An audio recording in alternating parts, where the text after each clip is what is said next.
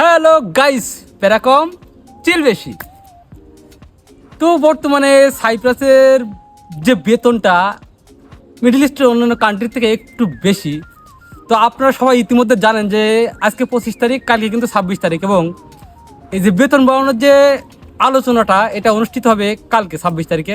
তো আমরা জানতে পারবো যে কালকে মোটামুটি বেতনটা বাড়াতে পারে বা কি করবে আমি জানি না ভাই, কেননা ইতিমধ্যে মানে শ্রম বিভাগের যে মন্ত্রী যারা আছে এরা বলছে এরকম, বা এদের ভিতরে একটা বিতর্ক হচ্ছে এরকম যে বাংলাদেশে আপনাদের বেসিক স্যালারি 100 ইউরো, পাকিস্তানে আপনাদের বেসিক স্যালারি 80 ইউরো, তাইলে আমরা কেন আপনাদেরকে 1000 ইউরো দিব বেসিক স্যালারি হিসেবে? তো আশা করি ভাই বেতনটা বাড়বে। এখন আছে প্রায় 35,000 মতো এখন বেতন আছে, 35,000 লিরা। তো আশা করি বেতনটা বাড়বে, কিন্তু বাঙালিদের জন্য কিংবা পাকিস্তানি কিংবা তৃতীয় বিশ্বের যে কান্ট্রির যে লোকজন এদের জন্য কিছু নিয়ম পরিবর্তন হবে কিনা এটা ভাই কনফার্ম বলা যাচ্ছে না। এখন এটা পরিবর্তন হইলেও হইতে পারে, নতুন নিয়ম আসলেও আসতে পারে, এটা কেউ কনফার্ম না। তবে ভাই আশা করি বেতনটা আবারও বাড়বে।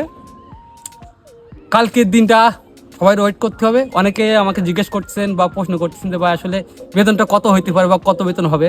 তো ভাই এটা কেউ শিওর না বা কেউ কনফার্ম না।